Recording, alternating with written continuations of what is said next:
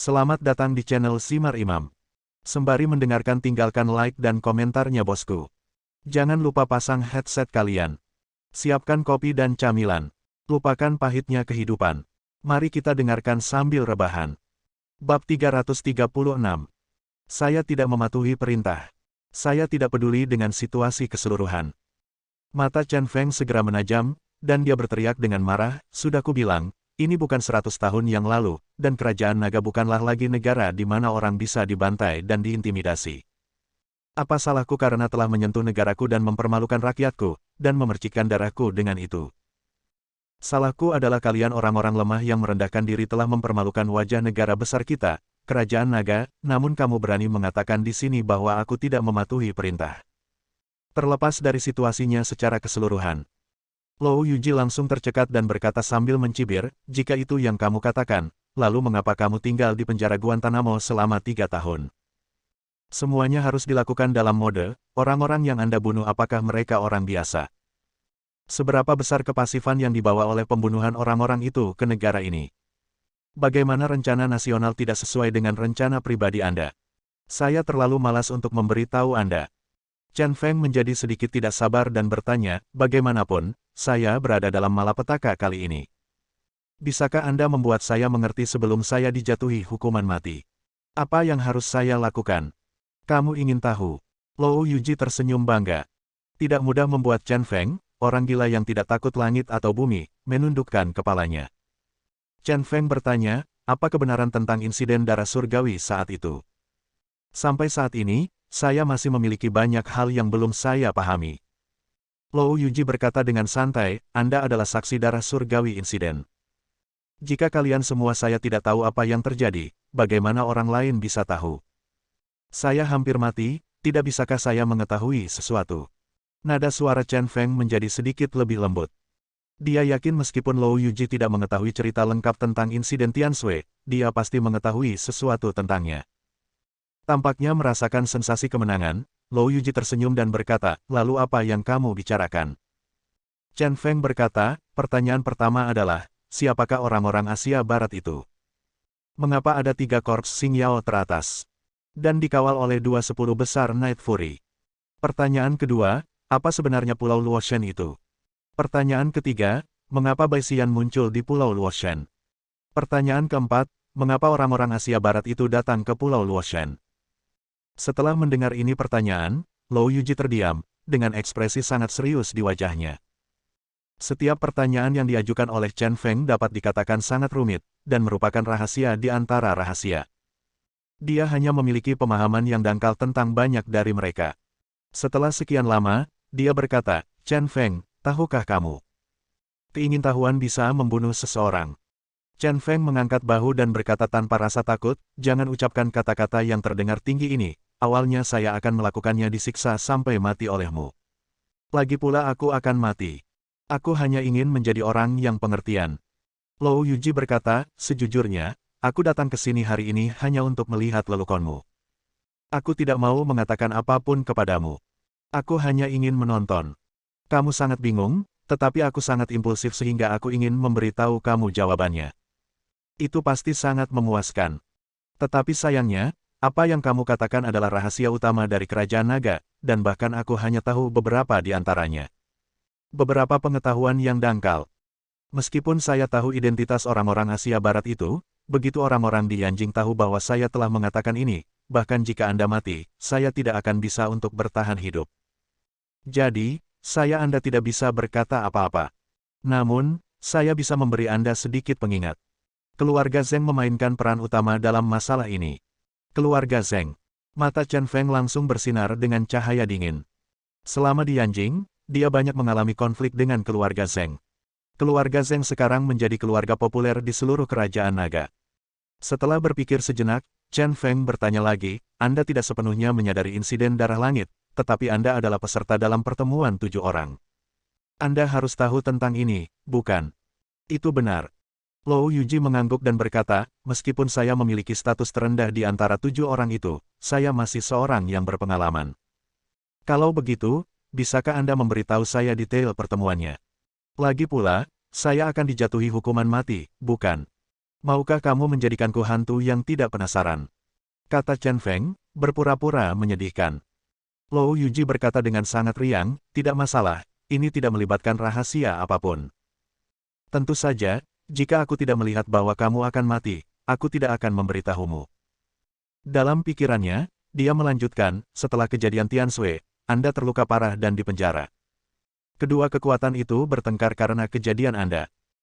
Salah satu pihak adalah Kementerian Perang yang dikepalai oleh Penatua Yan, mereka percaya bahwa Anda tidak bersalah atas pelanggaran apapun, paling banter Anda lalai, dan meminta agar tidak ada keputusan yang dijatuhkan terhadap Anda, dan agar Anda diturunkan pangkatnya dan dipertahankan di jabatan Anda. Di sisi lain, di sana adalah 3 keluarga besar yang dikepalai oleh keluarga Zheng. Mereka percaya bahwa Anda tidak mematuhi perintah dan mengabaikan kepentingan nasional, sehingga mereka ingin menyerahkan Anda ke Mahkamah Internasional untuk mengurangi dampak insiden Tianshui. Tekanan dari naga kerajaan. Kedua belah pihak menemui jalan buntu, dan akhirnya kerajaan naga memutuskan untuk memilih 7 orang untuk memilih cara menghadapi Anda. 7 orang ini adalah Zheng Rong, Luo Yuanjin dan Hua Muzu dari 3 keluarga besar, dan Yan Lao, Ling Shengli dan Wu Xi, ada satu lagi, dan itu aku. Chen Feng tidak bisa menahan cemberut, 3 keluarga besar selalu berselisih dengan keluarga Chen, dan mereka ingin menghancurkan diri mereka sendiri, jadi mereka pasti berada di sisi yang berlawanan dari diri mereka sendiri. Tuan Yan, Ling Shengli dan Wu Xi semuanya adalah orang-orang besar di militer. Mereka telah menyaksikan dia tumbuh selangkah demi selangkah, dan mereka harus berdiri di pihak mereka sendiri untuk menegakkan keadilan. Oleh karena itu, kedua kubu harus diikat 3 lawan 3. Kuncinya terletak pada sikap Lou Yuji, orang yang kedudukannya paling kecil. Lou Yuji melanjutkan, Anda pasti memperhatikan bahwa kedua belah pihak berimbang. Kuncinya terletak pada suara saya. Maaf, saya disukai oleh keluarga Zheng saat itu, jadi tentu saja saya memilih untuk mendukung keluarga Zheng. Jadi, itu benar-benar kamu, pria gendut sialan itu, yang telah menyebabkan begitu banyak masalah bagiku. Mata Chen Feng langsung bersinar dengan cahaya dingin. Lou Yuji menggelengkan kepalanya dan berkata, masalah ini tidak sesederhana itu. Sampai sekarang, ini juga merupakan hal yang membingungkan dan aneh. Apa? Hasil pemungutan suara bukan 4-3? Tanya Chen Feng ragu. Lou Yuji mengangguk dan berkata, 4-3. Dibutuhkan 4 suara untuk menyerahkan Anda ke Mahkamah Internasional. Sekilas, tidak ada masalah dengan ini. Namun, setelah hasilnya keluar, Tuan Yan segera ingin memeriksa suara, mengatakan bahwa dia ada di antara mereka. Palsu. Palsu. Mengapa Tuan Yan mengatakan itu? Chen Feng tidak bisa menahan perasaan aneh. Di permukaan, seharusnya tidak ada kesalahan, mengapa Tuan Yan menganggap suara itu palsu? Lou Yuji berkata, awalnya saya tidak memahaminya. Suara dari 3 keluarga besar ditambah suara saya adalah 4 suara. 4-3 sepenuhnya masuk akal. Tetapi ketika Tuan Yan mempertanyakan penipuan itu, Zheng Rong juga berkata itu di depanku.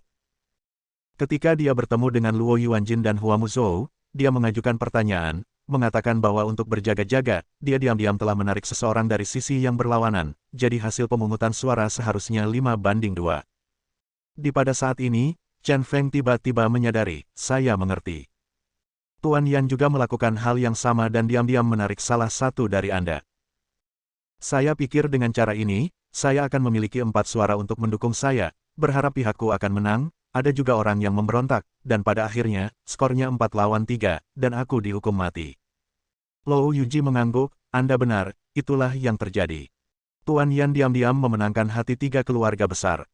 1 orang, dan Zheng Rong juga diam-diam mengikat 1 orang, Ling Shengli dan Wu Xizong. Hal ini mengakibatkan hasil pemungutan suara akhir menjadi 4-3. Sampai sekarang, tidak ada yang tahu siapa pengkhianat di antara kekuatan di kedua sisi, itu menjadi misteri. Bab 337. Chen Feng menyipitkan matanya dan berpikir keras. Pertemuan 7 orang ini juga penuh dengan pertarungan terbuka dan terselubung. Namun dilihat dari hasilnya, pihak Zheng Rong menang. Bagaimanapun, hasil akhir dari masalah ini adalah dia dikirim ke Mahkamah Internasional. Lou Yuji melanjutkan, sejujurnya, setelah insiden Tianshui, perubahan struktur beberapa keluarga di Yanjing cukup besar. Misalnya, keluarga Chen Anda telah menjadi sasaran kritik publik karena Anda, dan Chen keluarga juga cukup kejam untuk memilih bertahan dengan lengan patah langsung membeberkan pengalaman hidupmu dan mengeluarkanmu dari keluarga Chen. Ternyata kamu bukan anggota keluarga Chen. Ini di luar dugaan banyak orang. Tapi jangan bilang dulu, kepindahan keluarga Chen ini memang terjadi.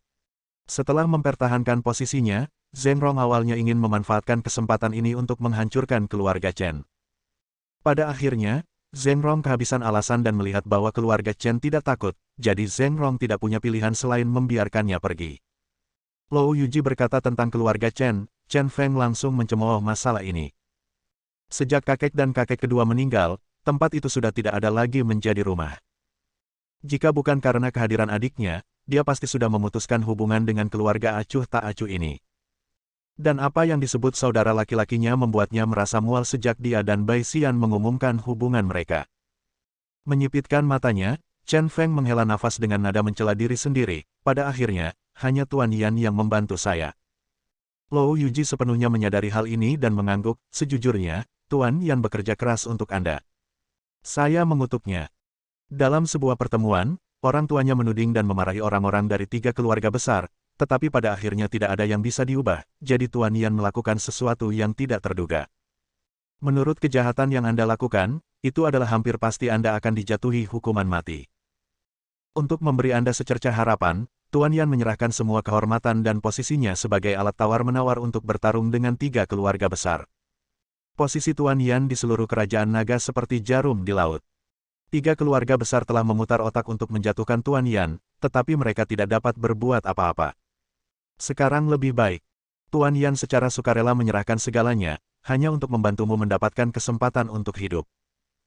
Mereka menyetujui permintaan Tuan Yan dan menulis surat bersama, meminta negara untuk melihat pencapaian masa lalu Anda dan memperjuangkan Anda di pengadilan internasional untuk mendapatkan kesempatan.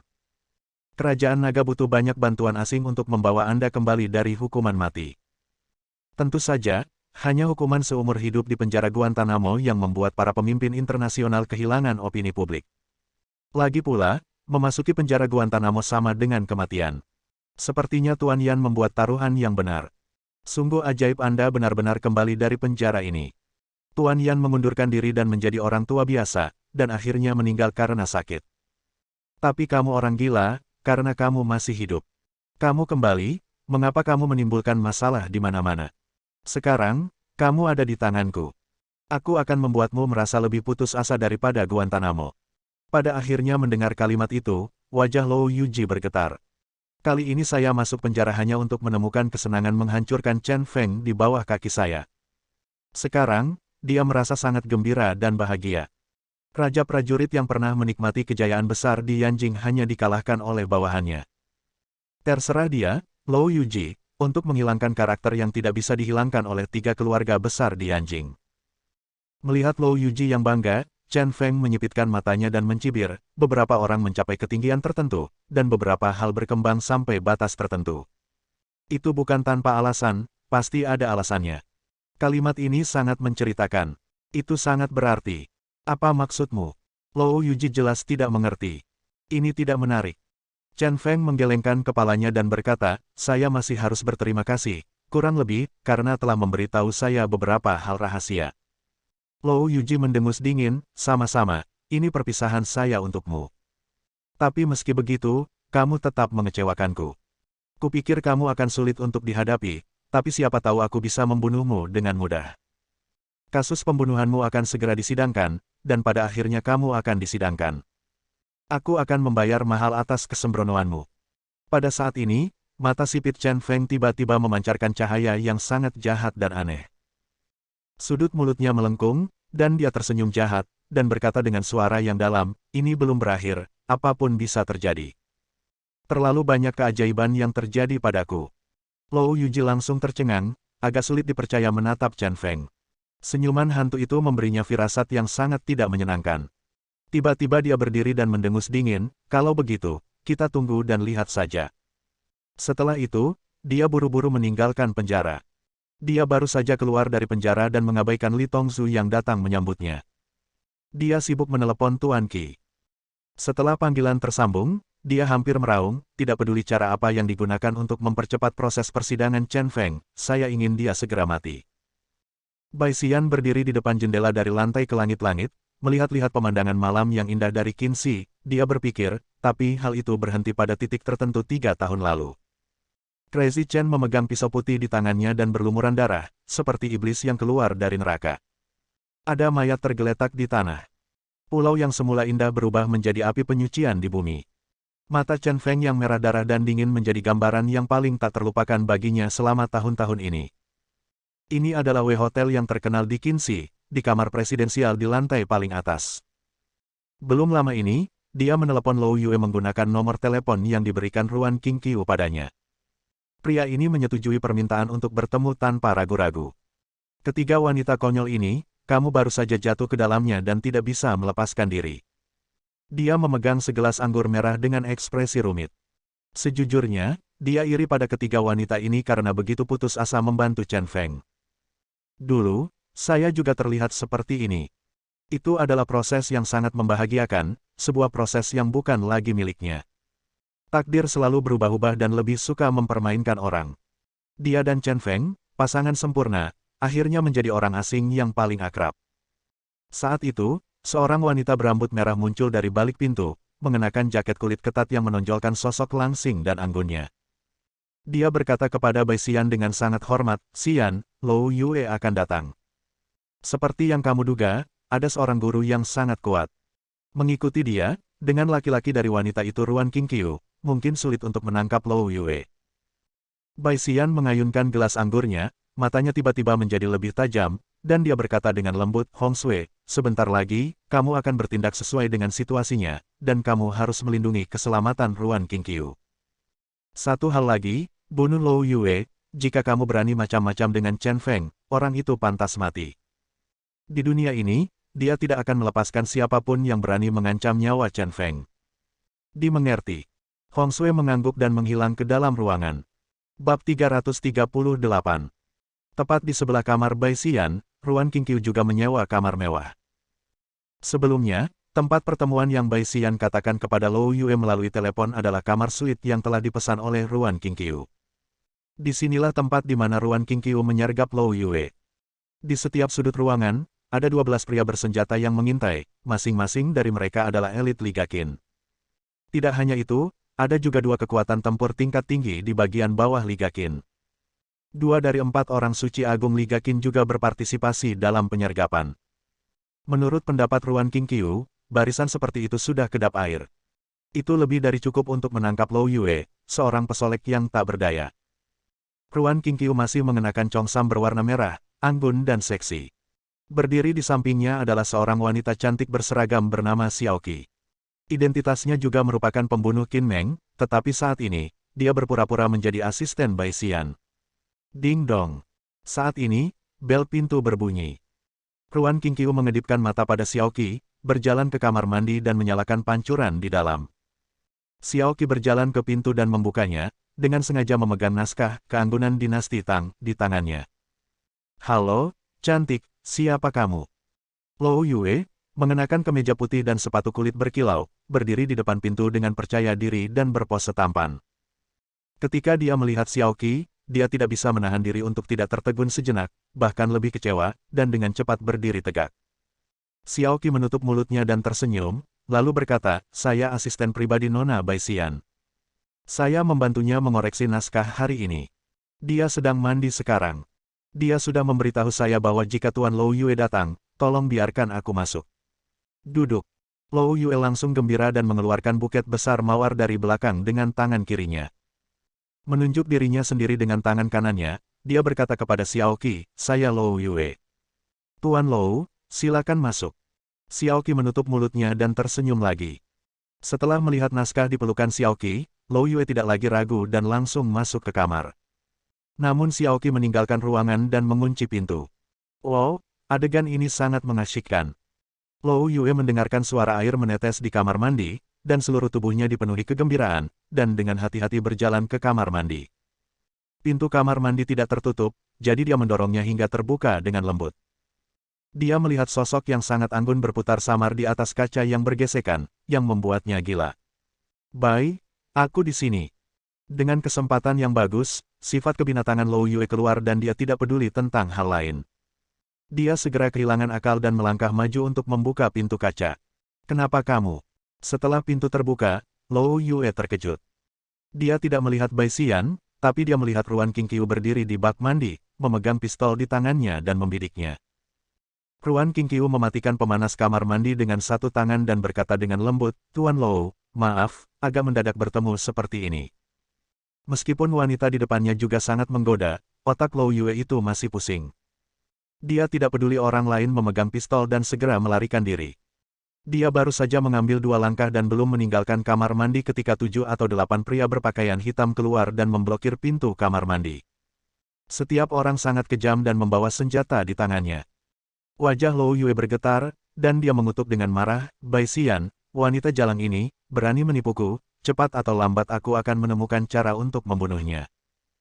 Ruan Qingqiu berkata dengan tidak tergesa-gesa, "Kamu mungkin salah paham. Aku meminta seseorang untuk berpura-pura menjadi suara Bai Xian dan memanggilmu." Bai Xian sebenarnya tidak tahu tentang ini.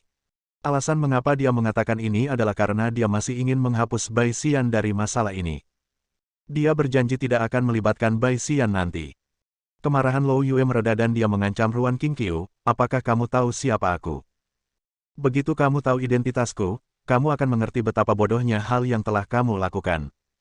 Itu saja. Tidak ada cara lain selain menggunakan nama ayah untuk menekan orang lain. Namun, dia sangat menyesalinya, ayahnya telah mengingatkannya berkali-kali sebelumnya bahwa dia tidak boleh keluar tanpa izin sebelum Chen Feng meninggal. Tapi itu karena Bai Xian mengajaknya kencan sehingga dia kehilangan kewaspadaan. "Apakah kamu pikir aku membawa begitu banyak orang dan datang untuk menangkapmu dengan meriah, jadi aku tidak tahu identitasmu?" Mata Ruan Qingqiu bergerak, dan dia berkata dengan sedikit mendominasi, "Tangkap dia, masukkan dia ke dalam karung, dan bawa dia pergi bersamaku." Setelah menerima perintah, pria berbaju hitam langsung melangkah maju. Dia mengeluarkan tali dan karung dan bersiap untuk membawa Lou Yue pergi. "Jangan sentuh aku, ayahku pasti akan membunuhmu jika dia tahu." Lou Yue berteriak sambil meronta. Namun, mereka bukan tandingan anggota geng elit Liga Qin ini. 3 kali 5 dibagi 2, dia diikat dengan tali. Orang-orang berbaju hitam bersiap memasukkan Lou Yue ke dalam karung.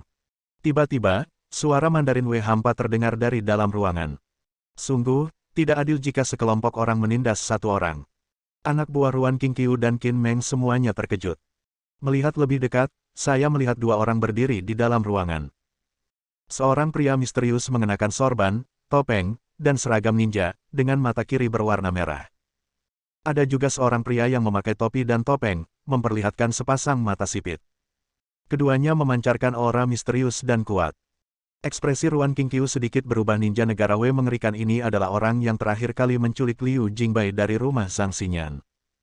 Saat itu, hanya dengan melihat pria ini, ketiga gadis itu, ditambah Sanyin yang melindungi mereka, jatuh ke dalam ilusi. Dan dengan mudah menangkap Liu Jingbai. Bahkan Chen Feng berkata bahwa kekuatan orang ini tidak terduga. Baru saja dia secara khusus meminta Xiaoqi untuk menjaga pintu. Kecakapan tempur Xiaoqi juga mengesankan, tapi dia membiarkan mereka berdua menyelinap masuk secara diam-diam dan pasti sudah bisa ditundukkan. Dengan 2 orang ini di sini, tidak mudah untuk menculik Lou Yue hari ini. Tembak. Tapi kemudian dia berpikir, bagaimanapun juga, kedua orang ini adalah manusia. Ada lebih dari 10 senjata di sini. Menembak secara intensif, mereka mungkin bisa membunuh 2 orang. Begitu perintah diberikan, saudara laki-laki Qin Meng mengangkat senjata dan bersiap untuk menembak.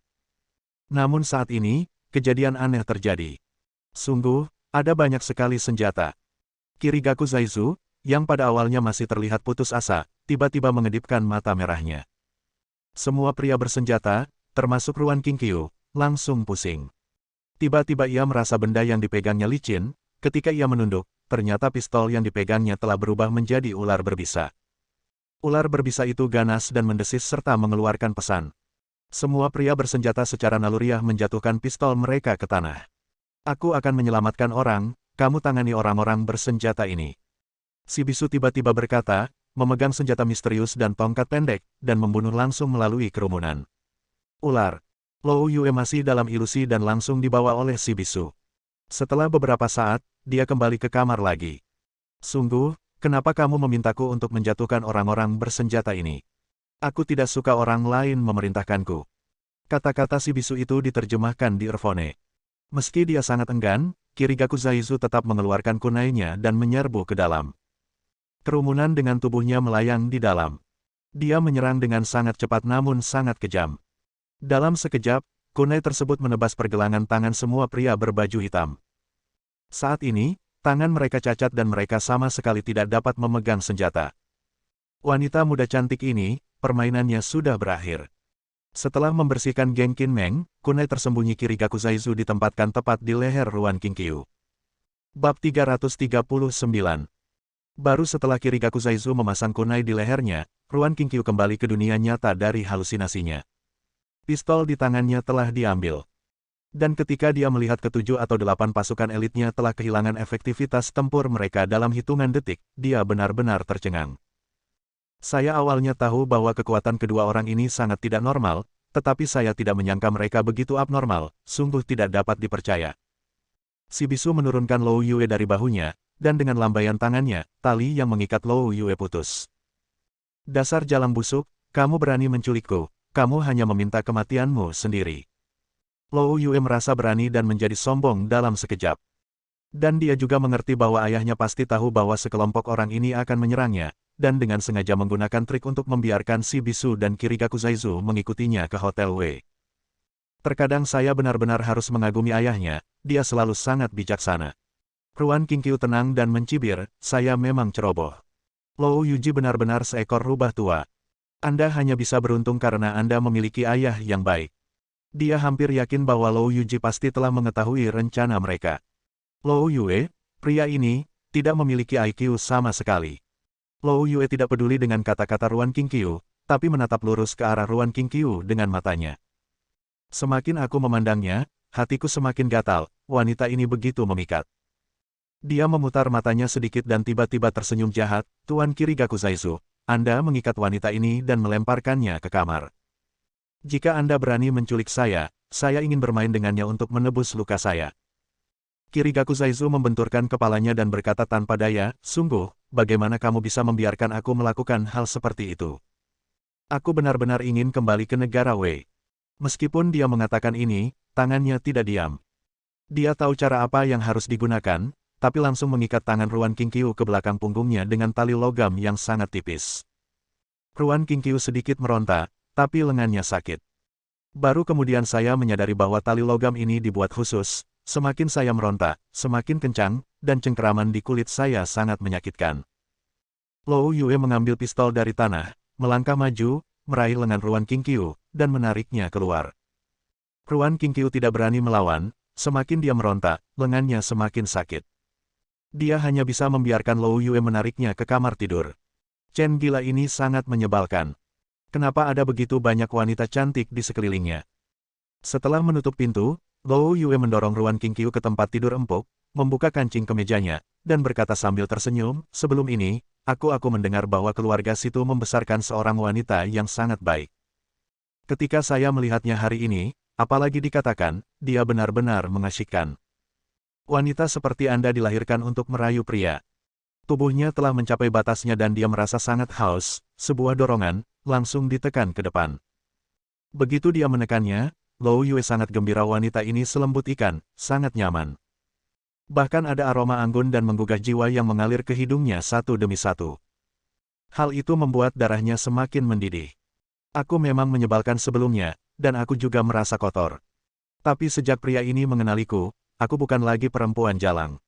Tidak ada yang bisa berhubungan seks dengan siapapun. Ditekan, Ruan Qingqiu merasa sangat menjijikkan dan menjijikkan. Dia tiba-tiba mengangkat kakinya dan menendang bagian vital Lou Yue. Aduh! Lou Yue berteriak seperti monyet, menekuk lutut dan menutupi perut bagian bawah, wajahnya pucat.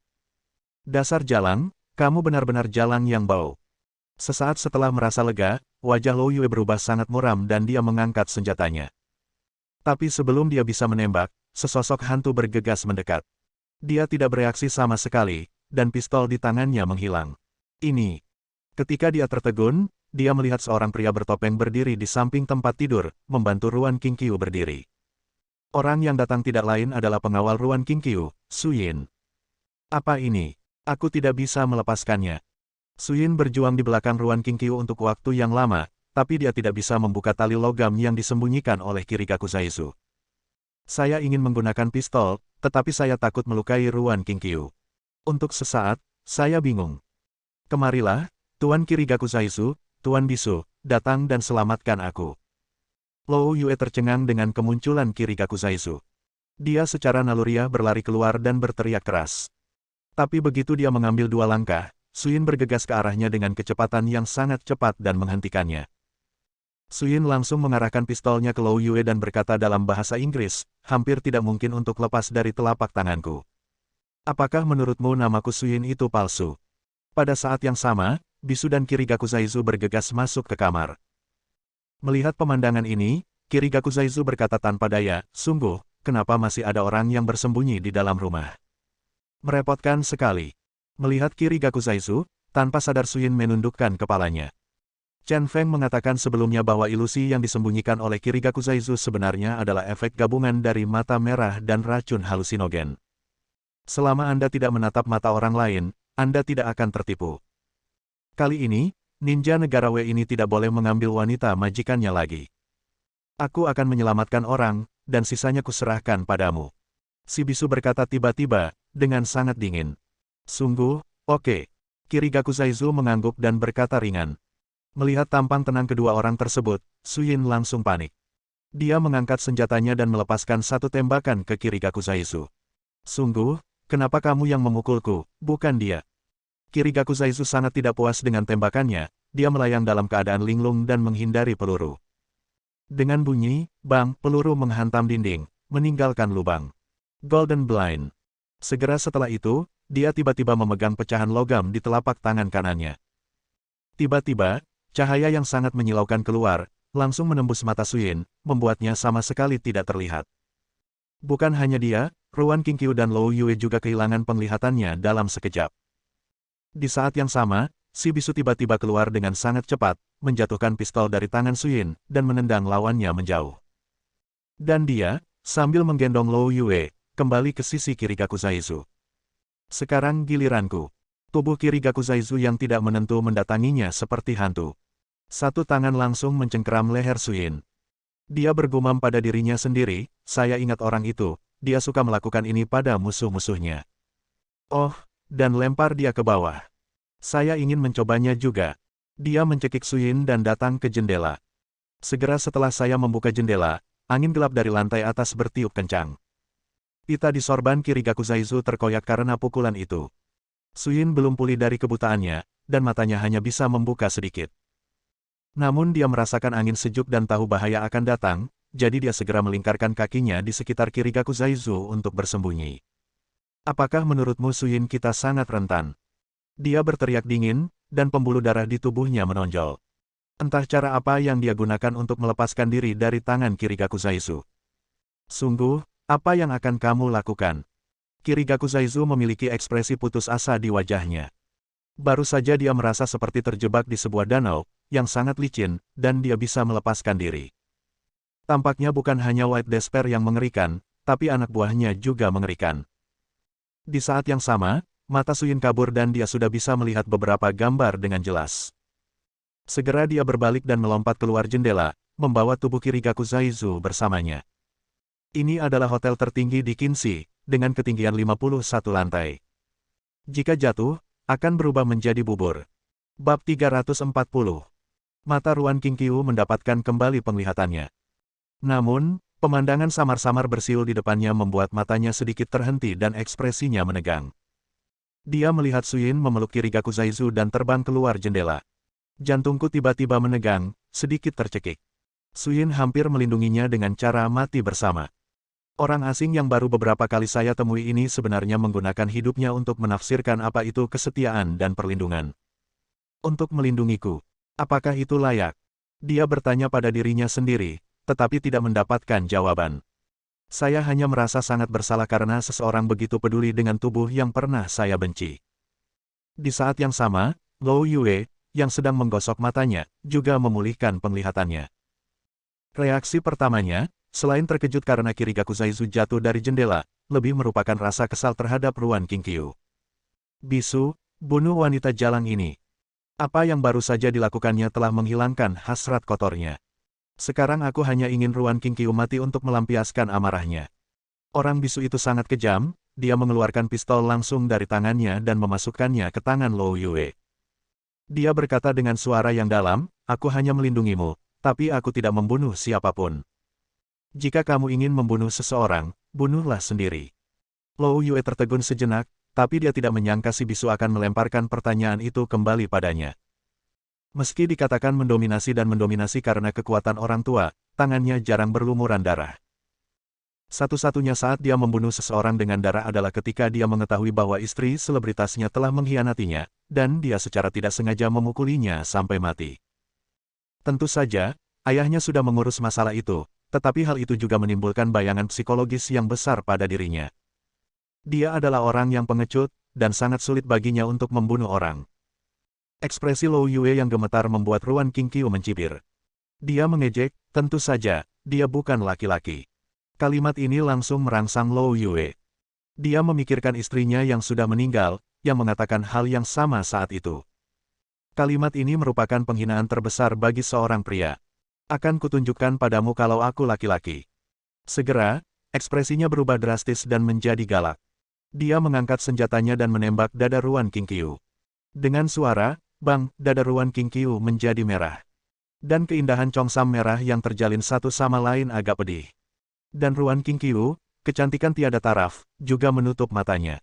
Apakah dia mati?